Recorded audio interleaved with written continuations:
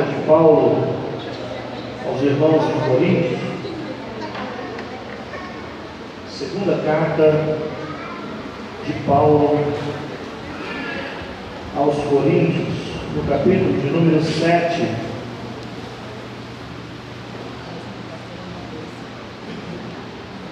versículo de número 5 e 6.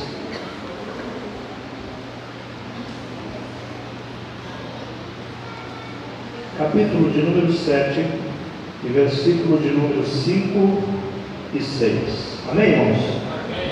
Diz assim a palavra do Senhor: pois mesmo quando chegamos à Macedônia, o nosso corpo não teve descanso, mas em tudo fomos atribulados, por fora combates, por dentro temores. Deus, porém, consola os abatidos e consolou-nos com a vinda de Tito. Amém?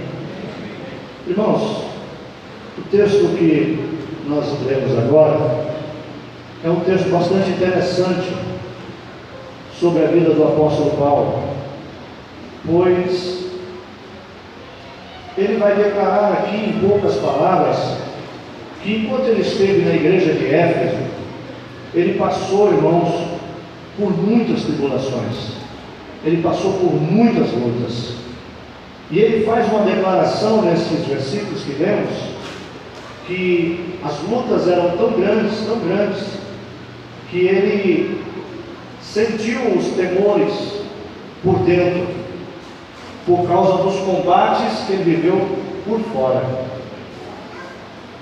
e que não é diferente na nossa vida, que os agentes externos da nossa vida fazem tanta pressão contra nós, que isso acaba refletindo internamente, que não são poucas as vezes que nós nos vemos tão afligidos pelos acontecimentos, pelas situações, e somos pegos às vezes de surpresa, ou por emboscada, ou seja, qual for o problema, que dentro do nosso coração começa a haver espaço para morar no medo.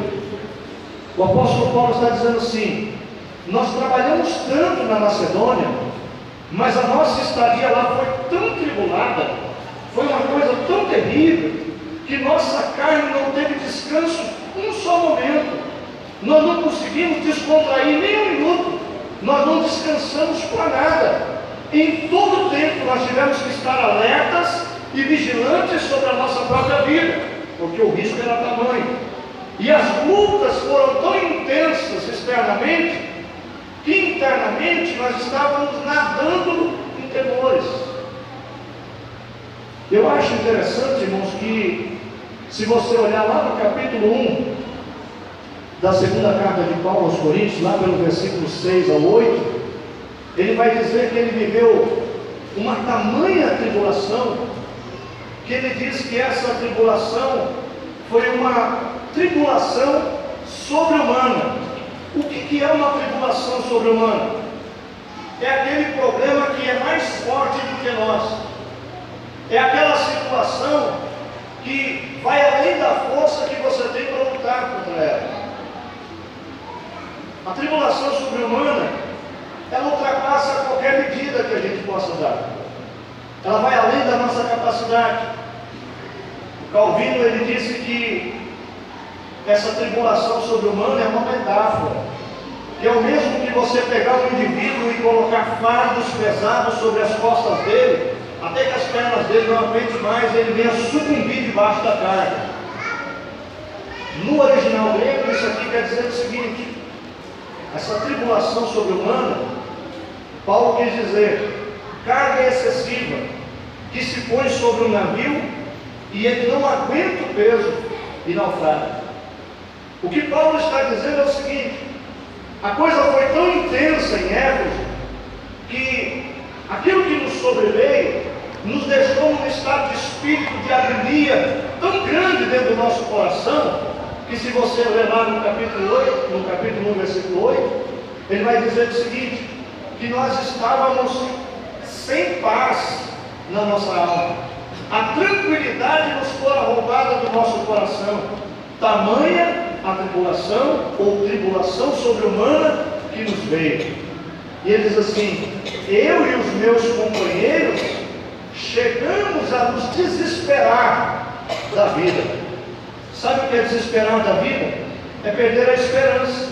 É chegar num ponto tão crítico da nossa história que você olha para o companheiro e diz assim: agora? E não tem palavra, e não tem saída. E você não vê um rumo, você não vê um caminho a seguir, você não vê uma mão a se estender. E Paulo diz que ele e os seus companheiros, olhando um para o outro, eles sentiram, irmãos, que a vida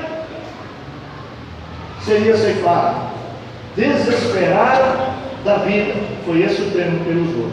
Perderam a esperança de que haveria vida dali para frente. Isto é uma fraqueza humana. Isto fala das nossas limitações. Isto fala de que todos nós, irmãos, quando enfrentamos lutas que vão além da nossa capacidade, que vão além da nossa força, que muitas vezes a gente está sucumbindo debaixo da carga que nos fora colocada, a gente muitas vezes tem o ímpeto de desesperançar da vida, de perder aquilo que nos traz, irmãos, a motivação.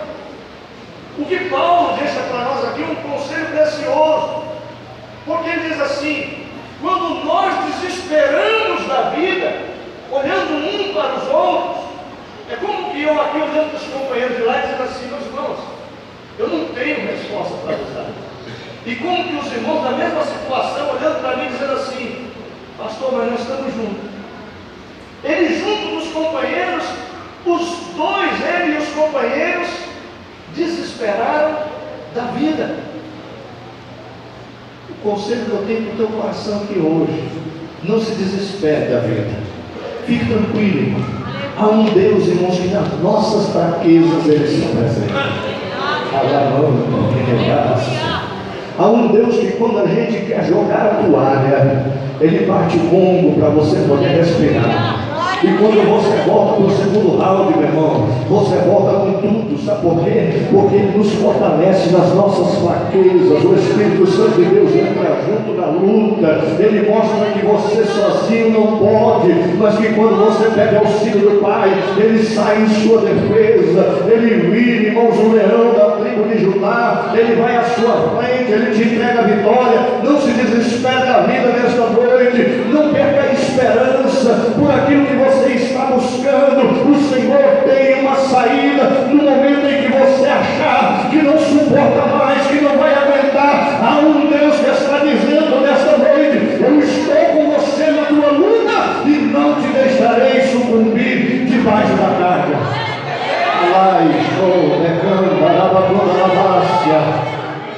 Eu creio nisso. Eu creio nisso.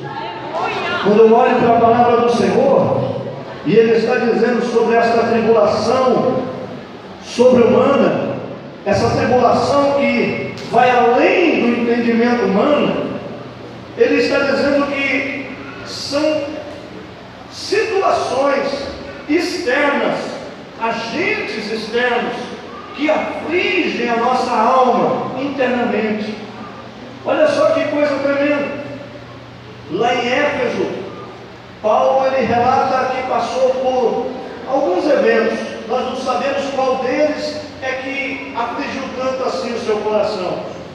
Mas, por exemplo, a estadia de Paulo em Éfeso, ele diz, foi muito conturbada. Você vai encontrar isso lá em Atos dos Apóstolos, no capítulo 19, versículo 23. Lá em 1 Coríntios, no capítulo 15, versículo 32, ele vai dizer que lutou com feras. Nós não sabemos se ele foi jogado numa arena com animais, ou se ele está se referindo a homens carnais que se lançavam contra ele para tirar a vida dele. Esses dias nós estávamos olhando um vídeo de um pastor fazendo um culto ao ar livre, e alguém do outro lado da rua jogando pedras, o pastor pregando, desviando daqui, desviando dali. O que são esses? São feras. São homens tomados por um espírito de carnalidade que não suportam ouvir a verdade, que quando são confrontados pela palavra de Deus, eles avançam, eles vêm para ferir, eles vêm para matar, eles vêm para tirar, irmãos, a nossa paz. Paulo disse: eu lutei com feras em Éfeso. Se também ele lutou com leões, eu não sei, mas uma coisa é certa, ele lutou, irmãos, com aquilo que estava tentando tirar a sua vida. Aí ele vai relatar, ainda lá em 1 Coríntios 16, 2, que o Senhor lhe abriu uma grande porta de grandes oportunidades, mas que com esta porta, que tinha uma grande oportunidade para a sua vida, de pregar a palavra de Deus, também se multiplicaram os seus adversários. Muitos foram os seus adversários. Sabe o que às vezes a gente não se dá conta? É de que Deus está pronto a nos abrir uma grande porta de oportunidade. É que muitas vezes a porta já está até aberta, mas o que a gente não se apercebe é que todas as vezes que Deus se lançar em abrir uma grande porta para a nossa vida, muitos serão a multiplicação dos nossos adversários. Tudo vai, irmãos, cooperar para o nosso bem, mas não se esqueça de que cooperando para o nosso bem é no meio das lutas que nós já estamos enfrentando e passando no dia a dia. Paulo disse: esta porta é muito grande, é uma porta eficaz, é uma oportunidade que Deus nos deu para pregar a palavra de Deus, mas junto com esta porta que nos abriu, também se multiplicaram os meus adversários. Você pensa, meu irmão, que o inimigo se alegra em ver Deus abençoar a sua vida? Que quando você adentra por estas portas, mesmo debaixo de luta, você volta para casa cantando um hino, dizendo: Deus, eu te agradeço. Aleluia. Pela vitória, pelo culto que tivemos, pela palavra que ouvimos. O diabo fica: como pode? Ele enfrentou ainda está louvando a Deus por tudo que está passando. Sabe o que é isso? É a grande porta da oportunidade eficaz que Deus abriu para a tua vida. O inimigo não suporta, ele multiplica os adversários sobre você, mas você canta o hino da vitória, na certeza e na confiança do Deus que lhe prometeu e lhe cumprirá a promessa que fez. Escute bem uma coisa, ele vai falar de ciladas que os seus patrícios armaram contra ele, lá em Atos dos Apóstolos, no capítulo 20, versículo 19. Imagina, meu irmão, o que é você querer fazer a obra de Deus e os próprios irmãos criarem ciladas para te impedir de avançar na obra do Senhor. Que sentimento isto gera no coração de alguém que está empenhado em entregar uma palavra da parte de Deus? Quantas vezes, irmãos, nós estamos aqui pregando essa palavra, às vezes eu até entendo, irmãos, que de forma muito dura, porque ninguém gosta, irmão, de se sentir como menino. Porque eu entendo, irmãos, eu confesso aos irmãos que talvez se eu estivesse sentado lá e fosse repreendido tão duro como às vezes eu faço, eu ia me sentir como um menino, eu ia me sentir às vezes envergonhado, eu ia me sentir às vezes até meio irritado, e quando não, talvez eu tivesse até uma satisfação. Mas eu estou falando de um tempo que eu era carnal, porque quando Deus me fez um homem espiritual, eu passei a entender que quando isto acontece, é para a saúde e preservação da minha vida espiritual. Se nós muitas vezes nos constrangemos, irmãos, ao ouvir uma palavra dura, que nós não nos levantemos para impedir que essa palavra se propague e chegue ao coração de quem precisa. Porque talvez uma repreensão que saia do púlpito não é para toda a igreja, é para aquele que está no erro, e para ele é um remédio que vem na hora certa e salva a sua alma da morte. E para você que não está no erro, você diz assim: eu sou obrigado a ouvir isso? Sim, você é, porque você está sendo vacinado para que quando chegar um dia mau sobre a sua vida, você saiba se desviar desse negócio. Então quando você ouvir uma palavra, meu irmão, não fique debatendo, remoendo, ou refutando, ou tentando jogar para outro. Não, meu irmão, a palavra de Deus é para mim, é para você, ela vem do bom, ela vem do mar, ela é a palavra de Deus, coma ela toda nesta noite aqui neste santo lugar. A Bíblia vai dizer que esses homens criaram ciladas para Paulo. Paulo ainda vai dizer que lá em Éfeso, Lá em 2 Coríntios, no capítulo 11, versículo 23, ele relata as muitas prisões porque ele passou em Éfeso. Ele está escrevendo aos irmãos de Coríntios, mas relatando coisas que ele viveu em Éfeso. E isso é interessante, porque ele diz assim: eu fui preso, e não foi uma ou duas vezes, foram muitas vezes. E sabe o que era pior? Ele era entregado pelos próprios patrícios judeus. Os judeus armavam as ciladas, e quando conseguiam pegar, entregavam ele para ser preso. Muitas vezes ele foi preso, muitas vezes apedrejado, muitas vezes jogado para fora da cidade. Deixa eu te dizer uma coisa: quando alguém morria, e essa pessoa tinha família, ela tinha berço, ela tinha um nome a zelar, ela era sepultada. Ela ia para dentro de uma tumba, colocava-se aquela pedra na porta.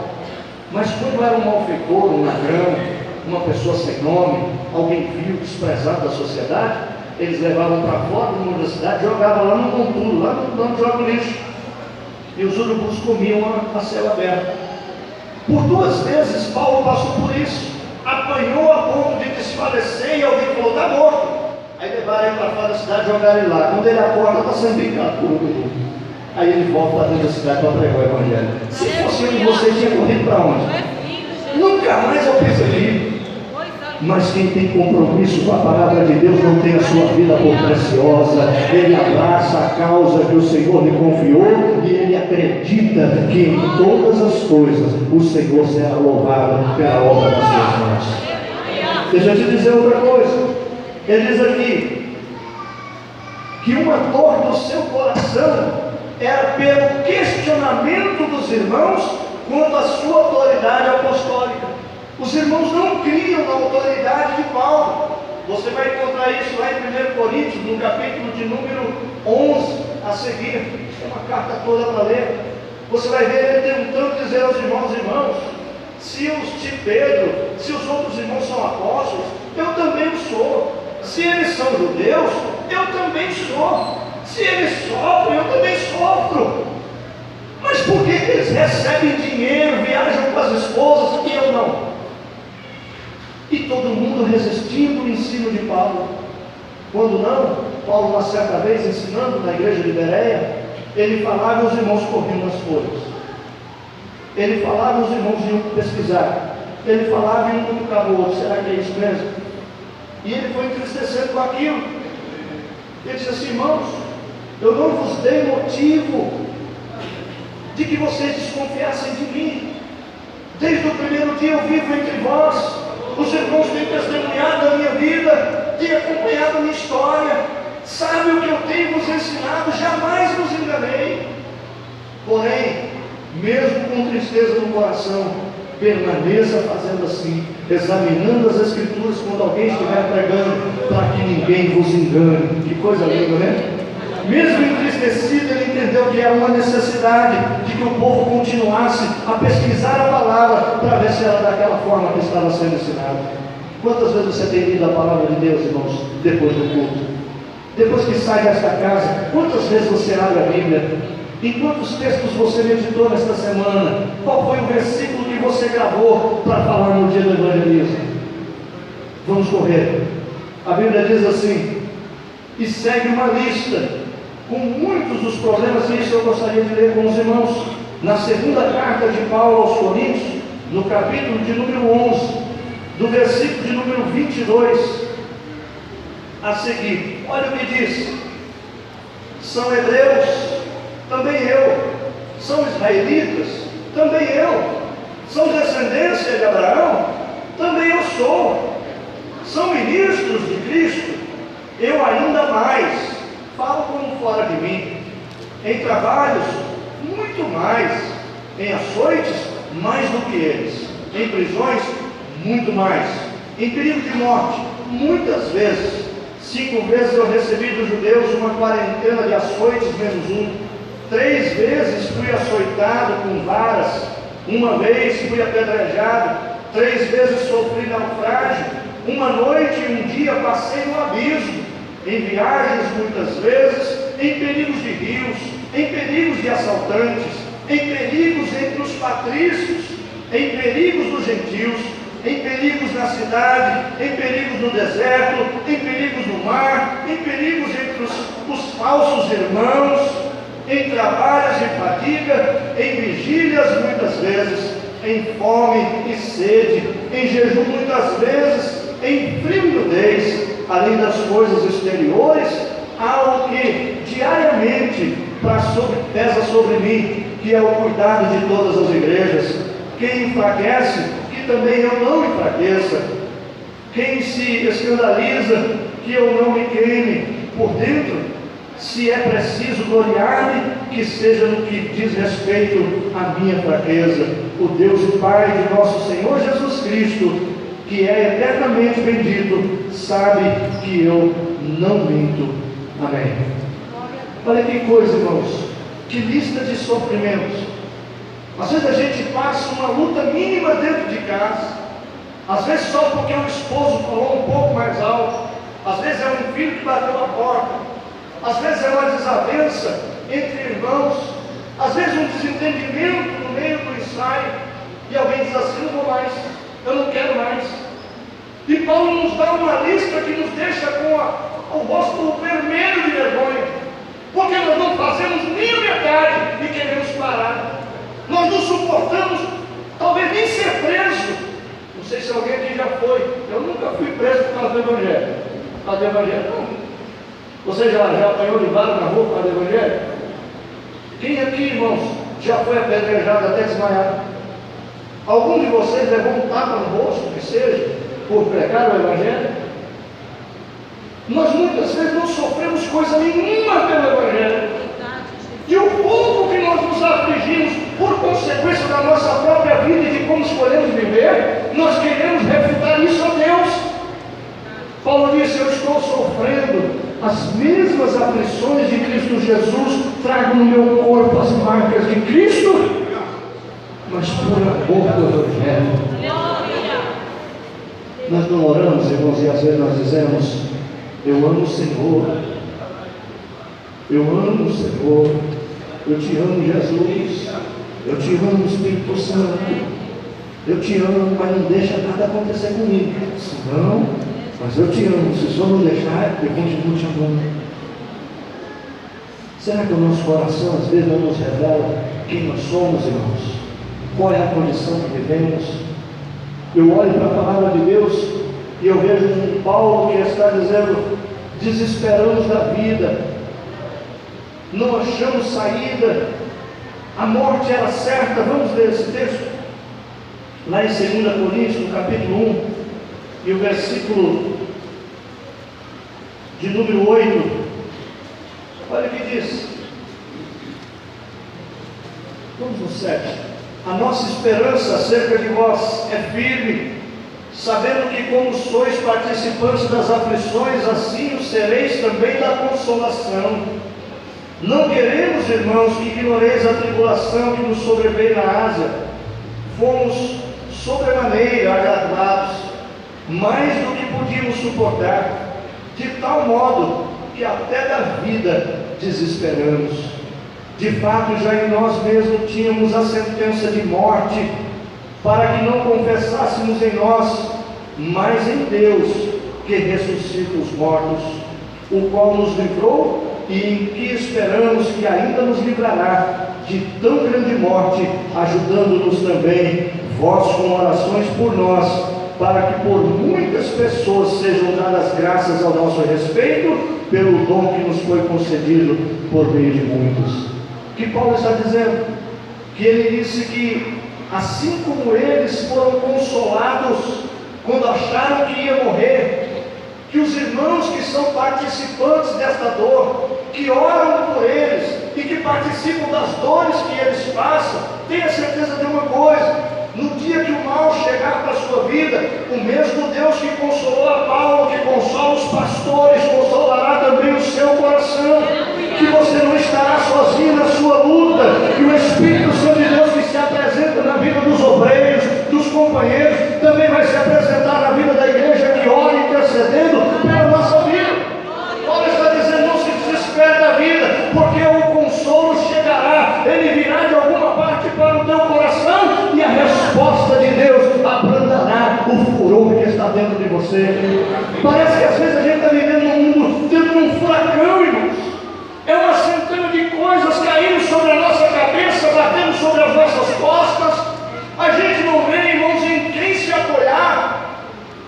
Mas há um consolo de Deus vindo nesta noite na sua direção. Deus está enviando um consolo da sua parte para o teu coração. Vai tomando posse do consolo de Deus para a sua vida. Vai tomando posse, irmãos, daquele que vai alegrar a tua alma. Vai tomando posse, irmãos, da vitória que há de chegar no tempo certo e consolará você das suas lágrimas. Louvado seja o nome santo de Jesus.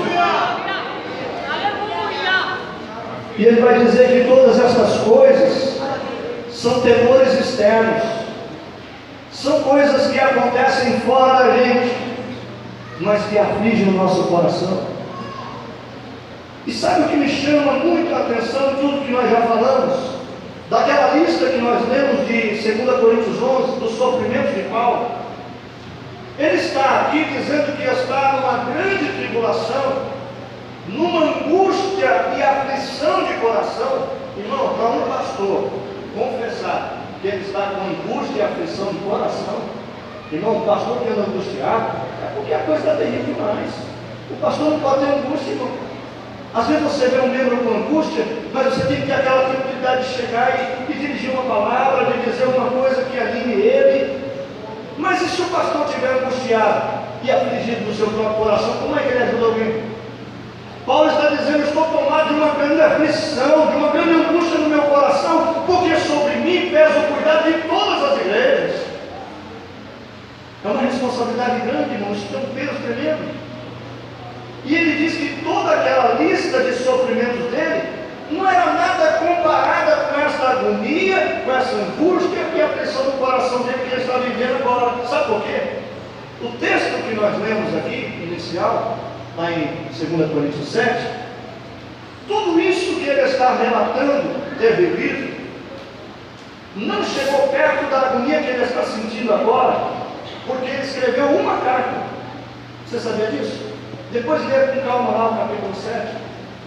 Ele escreve uma carta à igreja de Coríntios. Por quê? Porque a igreja de Coríntios era uma igreja dotada de todos os dons. Tudo que você imaginar tinha na igreja de Coríntios.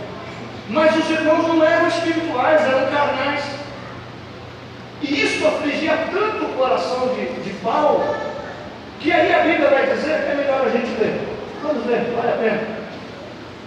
Capítulo 7, que nós fizemos a leitura, versículo 2: recebei-nos em vosso coração, a ninguém prejudicamos, a ninguém corrompemos, a ninguém exploramos. Não digo isso para a vossa condenação. Já antes tinha dito que estáis em nosso coração para juntos morremos e vivemos. Grande é a ousadia da minha fala para convosco, e grande o meu orgulho e respeito de vós. Estou cheio de consolação, transbordo de alegria em todas as minhas tribulações. Pois mesmo quando chegamos a Macedônia, o nosso corpo não teve descanso algum, mas em tudo fomos atribulados, por fora combates, por dentro temores. Deus, porém, que consola os abatidos, consolou-nos com a vinda de Tito. O que Tito veio fazer? Tito foi enviar uma carta de Paulo, e esta carta de Paulo é chamada a Carta Severa. Essa carta não existe na Bíblia, se perdeu, mas é a chamada Carta Severa. Que carta é essa? É uma carta, irmãos, que na aflição e angústia de coração de Paulo ele escreve para Coríntios. Uma carta de tremenda repreensão, uma carta duríssima. E ele chama os irmãos a uma responsabilidade que depois que ele envia a carta, ele fica lá pensando no que vai acontecer. Olha que coisa. Você pensa que quando a gente entrega uma palavra dura aos irmãos, a gente dorme tranquilo? Não, irmão, a gente vai orar para que Deus continue trabalhando no coração do irmão, para que haja entendimento do que nós falamos. Muitas vezes a gente perde o sono no meio da noite. Aí você diz assim: perdeu o sono. Não é que você perdeu o sono, é Deus mostrando uma necessidade de você interceder por alguém. Às vezes a gente fala uma coisa tão dura com você, que você sai daqui às vezes chateado. Só que eu acho lindo que Paulo envia a carta e fica velando por ela. Nenhuma das situações da vida dele trouxe tanta angústia e aflição no seu coração quanto esta carta que ele escreveu. E vocês lembram que a carta não ia para o Sedex, não tinha e-mail, era de cavalo, de navio, de alguma coisa. E Tito foi levar a carta lá para Coríntios. E quando Tito vai voltando com a resposta, sabe o que acontece? Você vai encontrar isso lá no Atos dos Apóstolos, capítulo 19. Ele perde a embarcação, ele perde o navio que ia voltar. Aí sabe o que ele tem que fazer? Tem que voltar a pé ou de alguma condução via terrestre. Aí aumenta ainda mais a angústia e a aflição de Paulo. E aí olha que coisa interessante que a Bíblia vai dizer.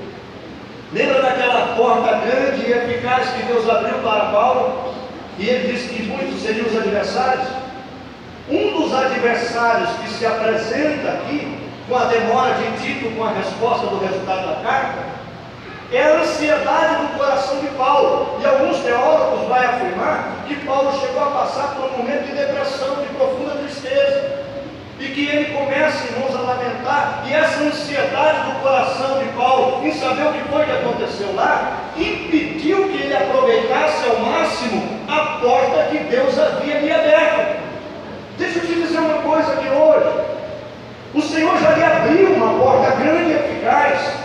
O que precisa acontecer no nosso meio é que o Senhor tire essa ansiedade do teu coração, para que não atrapalhe você de passar por esta porta. E quando você fica ansioso, preocupado com o dia de amanhã, como eu vou pagar, como eu vou comprar, como eu vou fazer, como vai ser, quem vai me curar, como é que Deus vai entrar na minha vida, como que Deus muda a minha história, tira essa ansiedade do teu coração hoje, meu irmão. Lançai toda a vossa ansiedade nos pés do Senhor, porque Ele tem cuidado de vós. É o Senhor que guarda a tua vida, é o Senhor que protege a tua casa, é o Senhor que está sobre as mãos, sobre a vida dos teus filhos, do teu esposo, da tua esposa. Fica tranquilo, rapaz, aproveita a porta eficaz que o Senhor lhe abriu nesta noite e afasta a ansiedade do teu coração, para que você possa passar por ela. Há uma porta aberta de Deus aqui para a sua vida hoje. Há uma porta de Deus eficaz para a sua vida aqui hoje. Poucos talvez passam por ela porque estão deixando a aflição e a ansiedade tomar conta da sua alma, mas nesta noite que o Senhor derrame paz e tranquilidade sobre a sua vida, para que você saiba aproveitar as portas que Deus tem aberto para você. Em o nome de Jesus, a ansiedade vai embora do nosso meio. Em o nome de Jesus Cristo, se você crê, repreenda essa ansiedade do teu coração agora. Diga para o seu coração, dentro de você não há nenhum espaço para morar ansiedade, temores, medo. Não há lugar para ansiedade no nosso meio nesta noite. Deixa eu te dizer outra coisa. Paulo ele está ansioso. A porta está aberta, a porta é eficaz. Os inimigos estão se aproveitando da sua ansiedade. E quando ele diz assim, não tenho o que fazer, Deus. Eu não tenho força, eu não tenho ânimo, eu não tenho mais coragem de tocar para frente, pensando que talvez ele tivesse feito um estrago lá na igreja de Corinto. Já pensou, irmão? O que é o pastor dirigindo uma palavra que traga a morte? Sabia que tem pastor que tem palavras por aí que está trazendo morte para a igreja? Sabia que nós já passamos por igrejas que tinha meia dúzia de gente com quase esse tamanho? Igrejas, irmãos, que estão respirando por aparelho, que não tem mais alegria ministerial nos obreiros, que não tem mais ânimo na mocidade, pessoas que já não sentem alegria de vir ao culto, nem participam da ceia de tanta mágoa que tem do pastor. Será que alguém tem mágoa do pastor aqui hoje? Meu irmão, limpa o teu coração disso. Peça perdão a Deus aí, porque eu estou pedindo perdão a Deus aqui de alguma coisa que eu possa ter lhe falado. Nós precisamos ser tratados daqui para lá e de lá para cá também. A Bíblia diz que essa agonia no coração de Paulo estava roubando dele, irmãos, o ânimo do ministério. Quer ver uma coisa? Vamos continuar a leitura lá. No capítulo 7 ainda, o versículo de número 8, número 7. E não somente com a vinda dele, de Tito, mas também pela consolação com que foi consolado de vós, contando-nos as vossas saudades, o vosso choro, o vosso zelo por mim, de maneira que muito me regozijei. Olha como que o consolo de Deus chegou para a vida de Paulo. Vem Tito, irmãos, atrasado, fora do tempo. Mas quando ele encontra com Paulo, Paulo diz assim: como é que foi lá, meu companheiro? Ele diz assim: Paulo, os irmãos se alegraram muito que você ter escrito para eles. Os irmãos até choraram quando falaram de você. Os irmãos expressaram estar com grande saudade da tua vida. Os irmãos disseram que tem prazer de quando você vai lá. Já pensou, irmão? Que coisa, e Paulo não pôde pisar na igreja de Coríntios. Como que a gente pode administrar uma igreja à distância? Como, irmão? Só pelo Espírito Santo de Deus. Mas quando o Tito volta dando notícias a eles assim: como eu alegrei no meu coração. Vamos continuar. Ainda que vos tenha entristecido com a minha carta, não me arrependo, embora já estive arrependido, por ver que aquela carta vos entristeceu, ainda que por pouco tempo.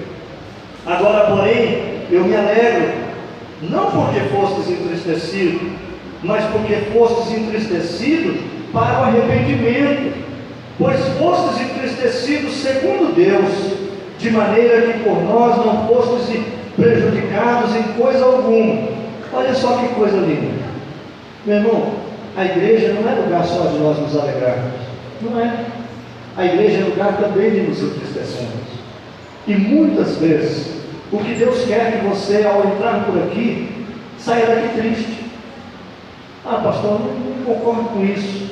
Isso não é uma palavra que agrada o meu coração. Mas não precisa te agradar, precisa entrar no seu entendimento. Porque ao entrar nesta casa, nós nos alegramos, nós louvamos, nós prestamos o nosso culto, mas muitas vezes nós temos que sair daqui entristecidos por entender qual é a nossa real situação. Qual é, irmãos, a minha condição diante de Deus? Que por fora eu posso estar bonito, mas por dentro, o Deus que conhece e sonda os nossos pensamentos e a intenção dos nossos corações, Ele sabe a real situação da minha vida. E aí Ele está dizendo o seguinte: irmãos, eu muito me preocupei por saber que vocês entristeceram e choraram quando leram a carta, mas eu não me arrependi disso. Ficou preocupado, não se arrependeu. Às vezes, irmãos, a gente passa alguma coisa. Você acha que Paulo ia dizer para os coríntios: eu me arrependi, olha, eu não queria ter feito isso? Não pode. Se Deus mandou, meu irmão, nós somos só o instrumento, nós somos só o envelope. O conteúdo da carta, quem escreveu foi Deus. Aí ele diz assim: eu fiquei preocupado porque vocês entristeceram e choraram, mas eu também fiquei muito alegre, porque soube que nessa tristeza trouxe arrependimento para um de vocês. E este arrependimento que trouxe para vocês, sabe por quê? Porque esse entristecimento que veio sobre a alma de vocês, foi Deus que deu. Vamos continuar a leitura e você vai entender melhor ainda. Agora, porém, me alegro, versículo 9, não porque fostes entristecidos, mas porque fostes entristecidos para arrependimento, pois fostes entristecidos segundo Deus, de maneira que por nós não fostes prejudicados em coisa alguma. A tristeza segundo Deus opera arrependimento para a salvação, a qual não traz pesar, mas a tristeza do mundo, esta opera a morte. Entenda uma coisa: a tristeza de Deus gera arrependimento para a salvação. A tristeza segundo o mundo gera morte. Quando muitas vezes você ouvir uma palavra do seu pastor que entristeça o seu coração, nós não fazemos isso, irmãos, para agravar a sua vida. Nós estamos fazendo isso para castigar você. Não é isso não. Isto é para que gere uma tristeza de Deus na sua alma, para que gere uma tristeza de Deus no seu coração, porque essa tristeza de Deus vai gerar arrependimento daquilo que você está fazendo de errado, e este arrependimento vai trazer para a tua vida a certeza de salvação. É melhor você entristecer por Deus ter falado com você, do que sair aí fora e ser entristecido lá fora e morrer. Você não vai morrer, sabe por quê? Porque a tristeza que tem gerado no seu coração muitas vezes é Deus que tem enviado, e essa tristeza é simples e unicamente para gerar em você arrependimento para a salvação da tua alma. Paulo continua a carta e ele vai alertar os irmãos cerca dos falsos apóstolos, dos falsos profetas, daqueles que se intitulam obreiros, e ele vai dar um alerta daqueles que estão se pregando por aquela época. E hoje, irmão, você prefere ser entristecido de Deus ou ser enganado? Você prefere viver debaixo de uma repreensão do céu e procurar arrepender-se e entrar no caminho que o Senhor traçou para a tua vida? Ou você prefere, deixa como está, não, o importante é ser feliz, deixa ele viver o momento dele? Você precisa decidir o que você quer. E eu quero te convidar a se colocar de pé. Eu quero orar por você, porque nós vamos participar do corpo, do sangue do Senhor.